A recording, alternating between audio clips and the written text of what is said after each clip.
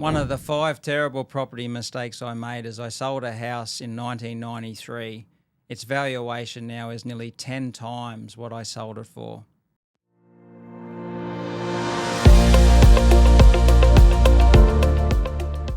Hi, I'm Andrew Wright, Principal of Professional Southport, and this is the Andrew Wright Property Podcast. I've built a multi-million-dollar property portfolio, delivering a 7-figure annual rental income, and led my real estate team through thousands of sale and lease transactions. In each episode, I share real deals and strategies that will help you find, fund, and operate profitable property deals.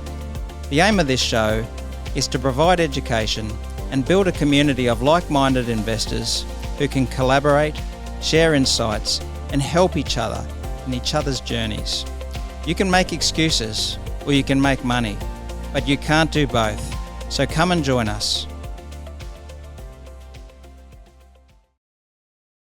Hello and welcome to another episode of the Andrew Wright Property Podcast. Now today we're doing something that most people tend to avoid. We're going to talk to Andrew about 5 disastrous property decisions that he's made where the deals did not go to plan. Andrew, welcome back. How are you, Adam? I'm very well. Just very on that well. introduction, that's absolutely fantastic. I'm just wondering whether we should do a podcast about the 2,000 bad share transactions I've done. Well, you have mentioned that. It's lucky you're good at property, mate. So if anyone could recommend a good share trading podcast, Andrew would probably need to have a listen to that. So we could probably just pause for a moment and wonder what you could be doing property-wise had a few of those share ones gone the $15 $15 million I lost in the GFC 20 years ago, if I had to put that into 2 commercial properties, it would be worth about $60 or $70 million now. That's amazing. I've done those numbers. Yep. Fantastic. Can we move on? We can. Well, we're about to move on to 5 of these things that we're actually going to break down about, what went wrong. Hear the numbers and, the rules you now use to avoid this happening going forward. So let's look at deal number 1. This is 23 Clarendon Street in Loganholme between 1993 and 2003. Was this your very first property deal? Yeah, it was. And one of the reasons why I thought it'd be an interesting podcast is that you see all these podcasts on TV and all these guys get up, I've never done a bad deal, I've never lost money. And I question how many deals they've actually done. But it's fair to say in the last 5 or 10 years, a lot of them are probably telling the truth because the markets have just gone up. And people who listen to this story right now will probably be in disbelief. This first one, I owned a house in Brisbane for 10 years and lost money on it. Wow. The rents didn't go up in 10 years. No. And a lot of the people building real estate buyers agencies at the moment, their strategies are based around buying in hotspots. Let's buy here. Let's increase the rents 10 or 20% every year and force the value of these properties up. Well, my first experience in real estate was buying a house, and for 10 years the rent didn't go up. It went up we started at $125 a week rent. It went down, and then it finished after 10 years. I think the rent was $140 a week. Wow. After 10 years. So what happened? Where did it go wrong? Talk us through it. Nothing went wrong. It was just the market. Okay, some of these podcasts talk about if you buy in the right place at the right time, the market will do the heavy lifting, and that is 100% true. And I actually have a lot of respect and admiration for a lot of these young buyers agents that have helped their clients make a lot of money. But the market's been on their side. It's been very, very good. And I just caution at this period in the cycle, people going out and buying a heap of negatively geared properties, assuming that they will be able to jam up rents another 10 or 15% and that property prices will keep going. But that's my motivation for sharing this number 1. Property that I bought. I was 22 years of age. I'd just lost $15,000 that my dad lent me to buy a finance brokerage business to go out and become self-employed. I had to pay him back that money, so I had to go against my will and desire of being self-employed. I had to get a job. Yep. Because I had to pay my dad the money back. Shortly after I started, it was probably 6 or 12 months after, I wanted to buy my first property, so I couldn't get a loan. I had no deposit. Knock, knock, Dad, can you help me out? I need a deposit for my first house. Can you lend me 15 grand? Oh, son, you still got to pay me back for the last 15 grand you lost. I said, Dad, come on, please, you're an entrepreneur. Let me get started. Can you lend me the money? And, Andrew, the bank's going to take a first mortgage. I've got no security. What security do I have, Dad? I promise I'll pay you back. I said, give me a loan. I'll pay you 6% and I'll pay you back over time. He said, son, the bank's going to have the first mortgage. You're a high risk. I'll lend you the money. I want to encourage you to try things, but I'm going to charge you 10% interest. Wow. And that's what happened. He lent me the deposit, 15 grand. Yep. I've paid him 10% interest for the next 10 years on that deposit.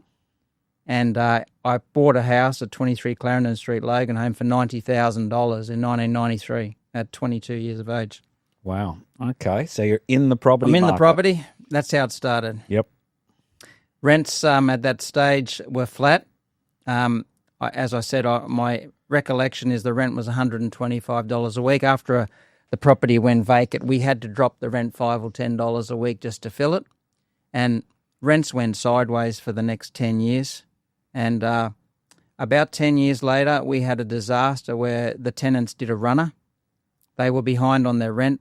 The property managers went to check up on them. Yep. And they had to put what's called... Well, that was going to be my question. You had an agent. I had an agent, yeah. So I had someone looking after it, and they went to the house, knocked on the door, no one was there, so they had to put on the door a thing in residential property legislation. You can't just enter the property. You've got to stick a thing on the wall saying abandonment notice. We believe this property's been empty and we're going to access this property in 24 hours because you haven't given an entry notice. Yep. So they whacked that up on the door and they rang me and said, look, it looks like they've done a runner.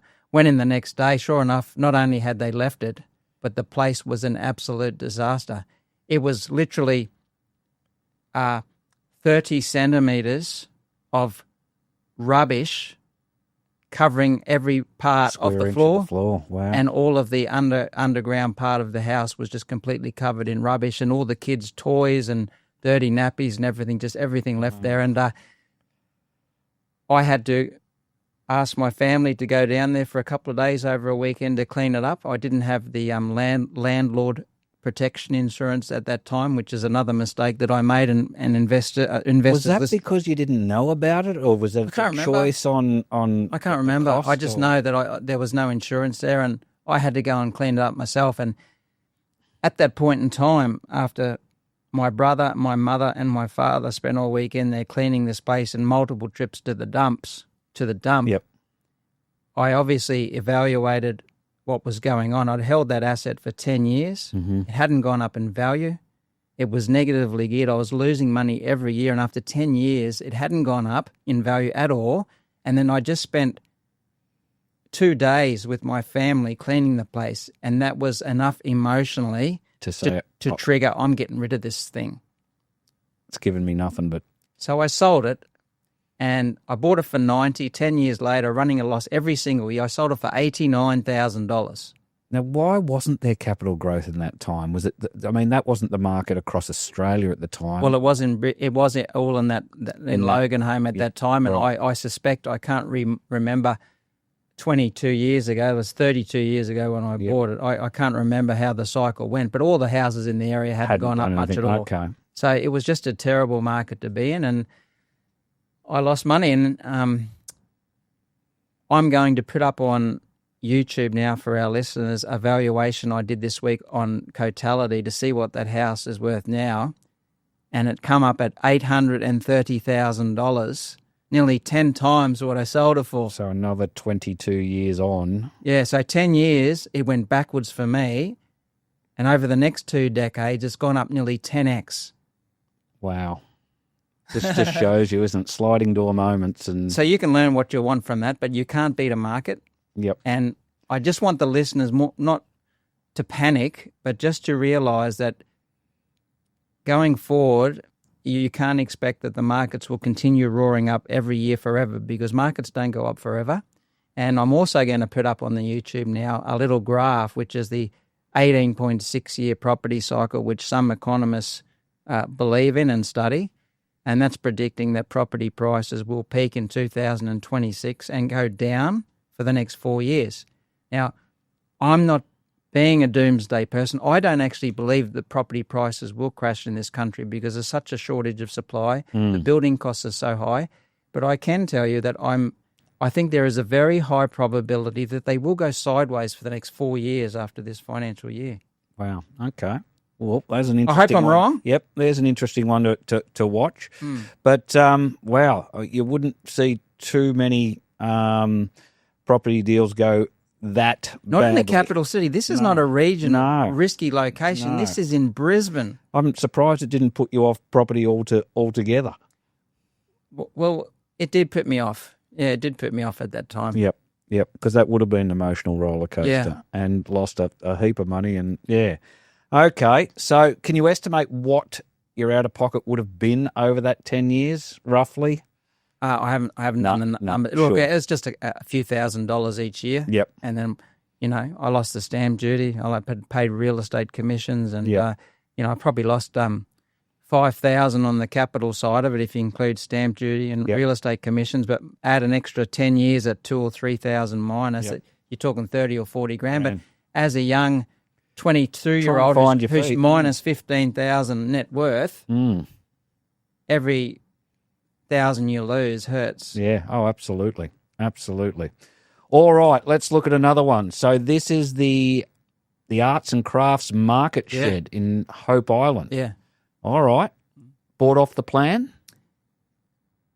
Yes. Okay. Yes. I'm just So- trying to remember the deal now. So in the Two sheds? in the Yep. mid 1990s, after I bought that house in Loganholme, that asset wasn't performing very well. I thought I'd try and get into something that was positively geared. Mm-hmm. So something came up in Hope Island in Sickle Avenue near Sanctuary Cove there.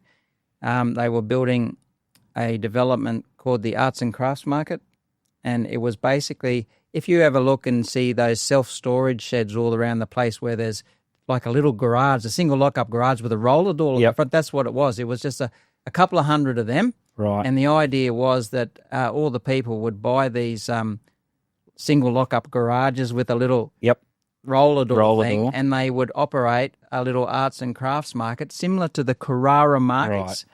And the idea was you run a business there, make a bit of money, and everyone's going to be happy. Now, they forecast for investors, if you didn't want to operate it as an arts and crafts market, we would find you, the developer would find someone else who wanted to rent the place for you for $150 a week. Now, the purchase price of these little tiny sheds was 55 to 60 grand, Okay. and $150 a week is 9 grand a year rent. I'm doing the numbers. 15% rental return. How good is this? Yep. So I buy 2 of them, Right. and I con my mum and dad into buying 2. Oh. So we buy 4 of them.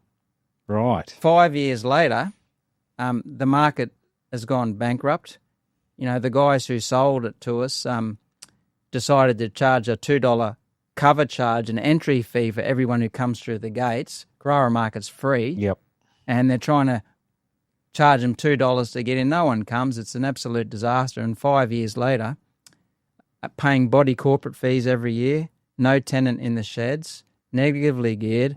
I sell both of those sheds. One was 55 grand, one was 60. I bought it for. I sold them both for 15 grand Oh, wow. each to a guy called John Fish, who amalgamated the site. And now there's a high-rise residential complex there. Right. Okay. So he bought everyone's. Yeah, he amalgamated. He knew everyone was hurting, paying body corporate fees, lost cause, no future, no upside, can't be fixed. He saw an opportunity to amalgamate them all, and now there's a big block of residential units there. So if I'm doing the numbers correctly here,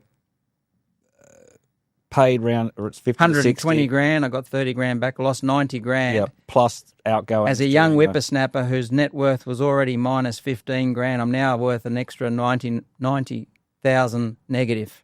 Wow. So how did you finance those two? I can't remember. I'm so embarrassed now. Like I've just sent you some notes on these deals. I can't remember how I financed it. Okay, all right. I can't remember. No, But all obviously I had to pay the money back. right. That's and where, I did. Yep. Yeah. Okay, well, there's 2 disasters. I want to come back to that one. What I want someone not just to hear that I lost money. I want people to learn. Yeah. Adam, so in the last podcast we did a couple of weeks ago, you asked me about a metric called replacement cost, how I look at that now. At that time, if I had the same experience I have now, instead of just looking at the potential 15% gross rent, Yep. if I had to apply that metric as a safety mechanism and said, okay, what would it actually cost me to build this thing? Yep. I would have realised that it only would have costed 10 or 15 grand to build those things. And if I had to use that metric at that time, I wouldn't have paid 60 grand for them. You would have realised this isn't a good deal. Yes. Yep. So that's where you bring in a different metric that gives you a totally different view, rather than these rose-coloured glasses that this market's going to be great and that the arts and craft market's going to work and that you're going to have these tenants paying these. And there's a big thing in property development circles where trainers of property developers will tell people you don't want to be the pioneer in a property development. You don't want to be the first person that's trying a new thing that's never been tested before. There's a classic reason why, because this is a thing that had never been tried before, apart from the Carrara market. So no one knows. No one had done it there. Yep. All of Hope Island at that time, 20 years ago, was rural land. You drive along there now, it's full of townhouses and residential developments. It was either side. It was like cows in the paddock. Yep. There wasn't even any people that lived there. Yep. Wow. There you go. There you go. All right. So another good one for replacement value. Yes. And why always have a look at that. All right. So that was deal 2 and 3. Yep. Deal number 4 that went off the rails. Pivotal Point Offices, Southport, bought in 2005, and you still hold them now. Yes, I still in own fact, these. Your office Yes. is still in there now. Yeah, so two But offices. I've been in there, and I'm going to call you out on this straight up. Yeah. It's almost thing's empty. Yes. There's your staff, but there is so much space there empty. It's not funny. Yeah, so there's 2 offices there. I bought them in 2005. 527 square metres of net lettable area, plus balconies and courtyards and things like that. I thought they were a good buy. It was $3,000 a square metre times 527, $1.58 million plus GST at the time. Mm-hmm. Similar offices in Robina and other areas were selling for $4,000 a square metre, so I thought at $3,000 a square metre was a good buy. Mm-hmm.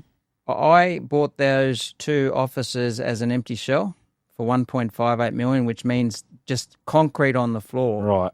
and a ceiling and some poles. There's nothing else there. Nothing there. So I had to employ an architect and a builder to do the fit out, and it cost me an extra $400,000 or thereabouts to fit it out. So it cost me 1.58 plus close to $100,000 in stamp duty. You weren't planning on putting yourself in there at this particular. Yes, I was. You were.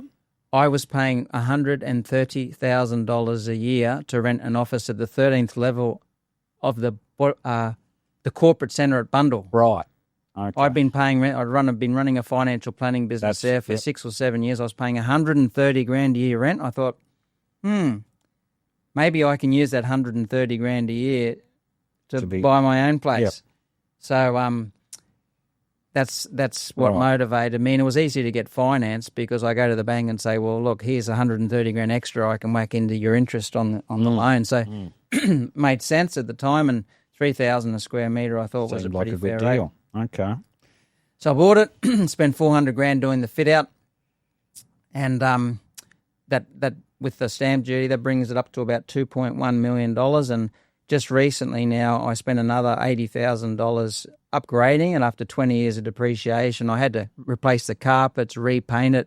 I put in LED lights. Yep. I've moved my business in there, so I've spent $2.2 million on that property, and I just had it revalued in December, and I'll put it up on YouTube now. I think it's important for verification for people to see these things. These are real numbers, yep. I got a valuation there. After 20 years, that $2.2 million investment is now worth $2.5 million. So $300,000 works out at 0.6% per year capital growth for 20 years. Yep. And if I had the opportunity, I mean, it's not a disaster as far as losing money, but if I had spent that $2.2 million buying 4 $550,000 houses in Southport 20 years ago, or 4 sheds, they'd be worth $6 or $7 million now. So it's the opportunity you lose. The opportunity cost. Yep. So it's not like my share market investments where I've put in millions of dollars and it's just gone. Just disappeared. But it's the opportunity cost where the money hasn't grown and it would have been better in a different asset class. So what about tenants in that time?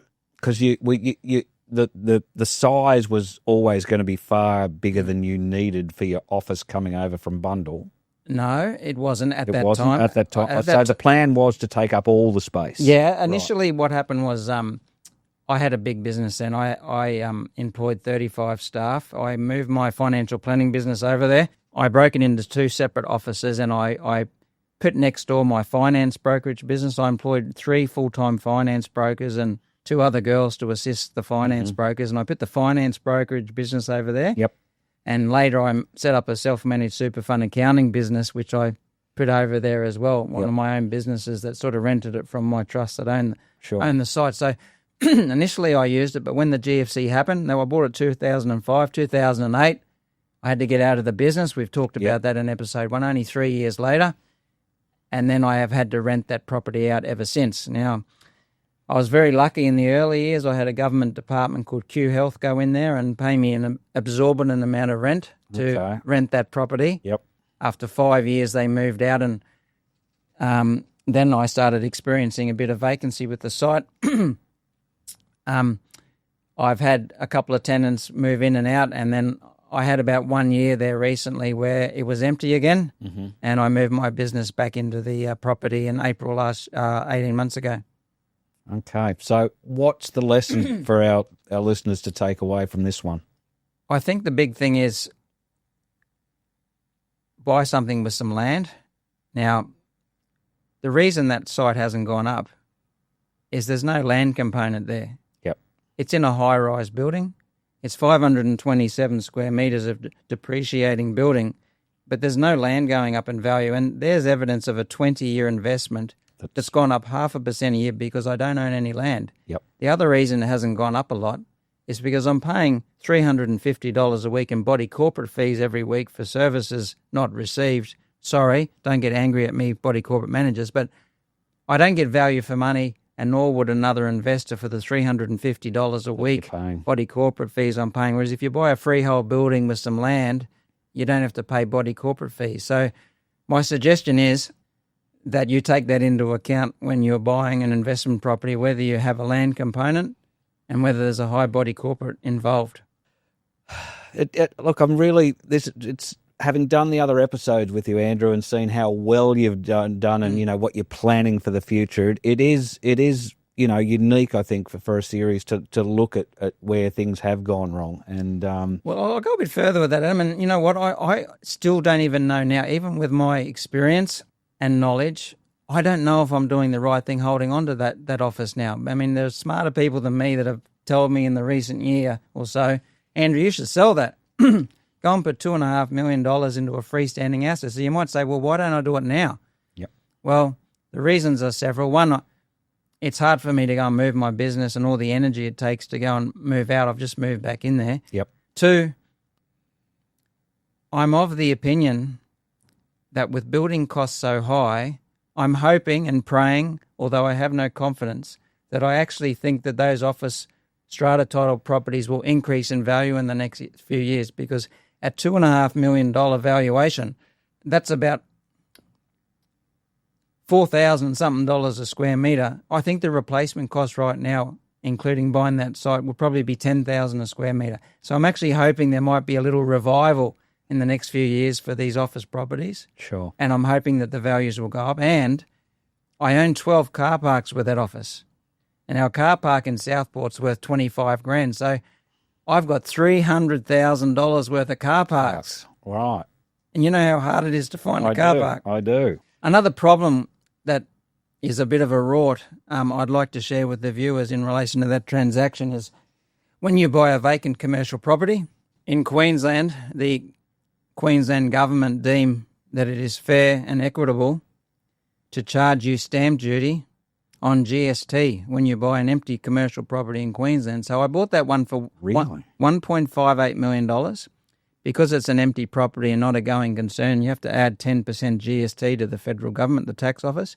You can claim that back when you do a BAS. Yep. But the Queensland government We'll charge you. want to tax you on the tax, and they charge me 5% or thereabouts stamp duty on the 158, which is an extra $8,000 stamp duty. Tax on tax. A tax on the federal government's tax. Unbelievable. And it's important for investors, if you're going to buy a vacant commercial property, my advice is to talk to the agent and your accountant to see whether you can enter into a short-term lease on that property before you enter into contract, so you can tick the going concern box.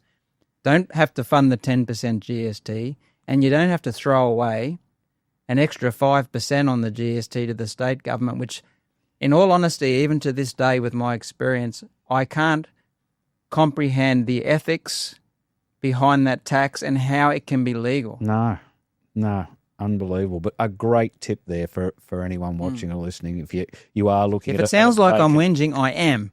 Well, fair enough too. Fair enough.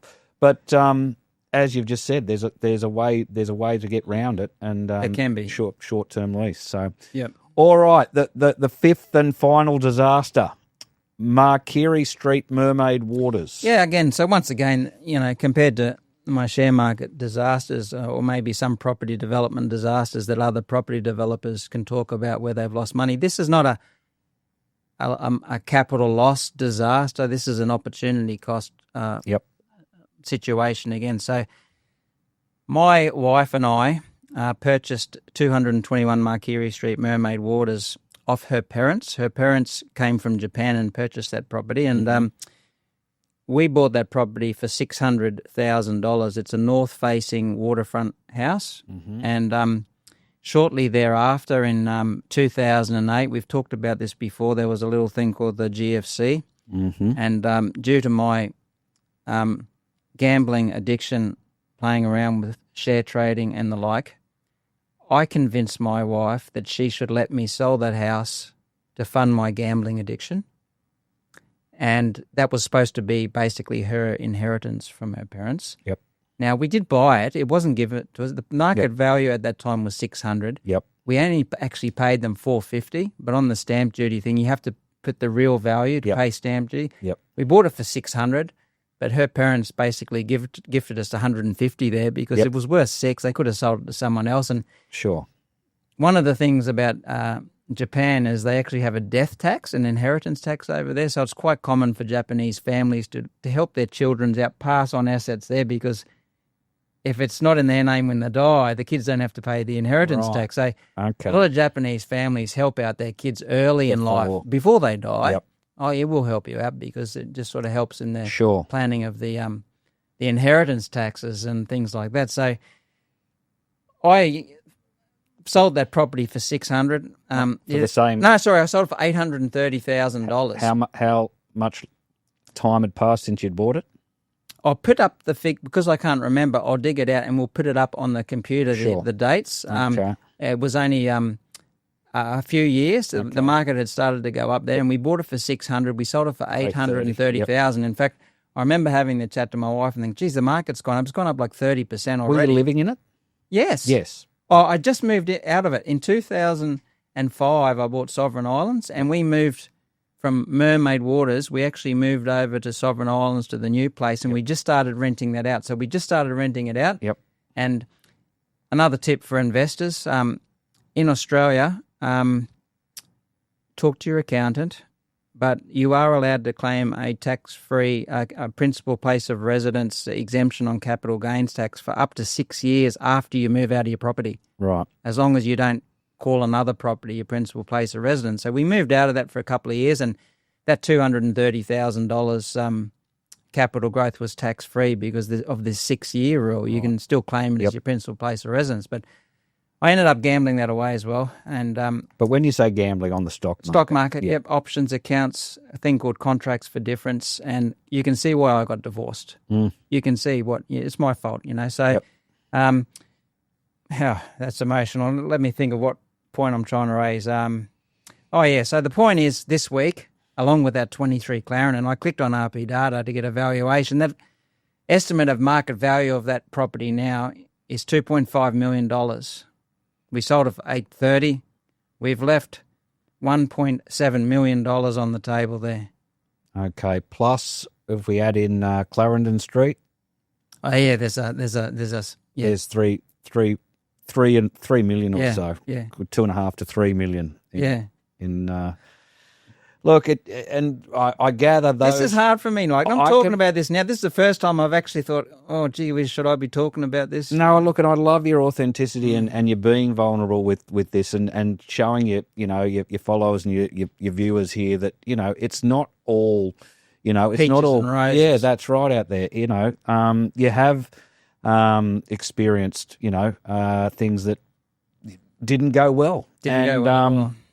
And the emotion that comes with that, because you can see how passionate you get when you are doing deals and things are going well. And this is showing the other side. And I applaud you for coming out with this episode and doing that, because a lot wouldn't. And there's so much to learn there. So I guess from that one especially, it's don't throw out the crown jewels, is it? To chase. I think when it comes, what I want to learn from that one is that. I have a pretty strong philosophy of flipping houses is not the greatest strategy. Well, that's a job. You pay tax every time you flip property, and it's not really investing. So if you can buy an asset in a good location, that's a good quality asset, hold on to it, let it go to your kids when you die, don't trade them. And that's there's 2 examples there where if I'd have stuck the course with those 2 houses, I'd be, $2.5 million better off. Sure. Oh, maybe 3.5, considering I lost that 830 with share market stuff. So I'd be $3.5 million better off. Absolutely.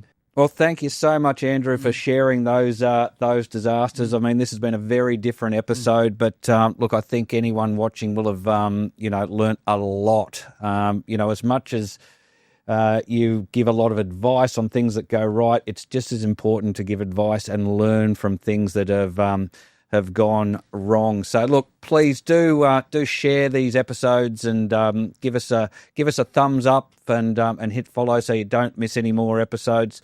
And I'm really enjoying doing this series with you, and I know we've got a lot of interesting topics coming up as well. So thanks once again for joining me. Guess what, Adam? I didn't quit. No. Quitters never win. Winners never quit. I learned from those 5 losses, and I won't make the same mistakes again. Fantastic. Well done. Thanks, Adam. See you on the next episode. Thank you. Thanks for listening to the Andrew Wright Property Podcast. This is all about building a community of like-minded investors who can share real-life stories, experiences, and collaborate with a view to helping each other. Join us. Get in touch through the link in the show notes. I look forward to you joining me on the next episode.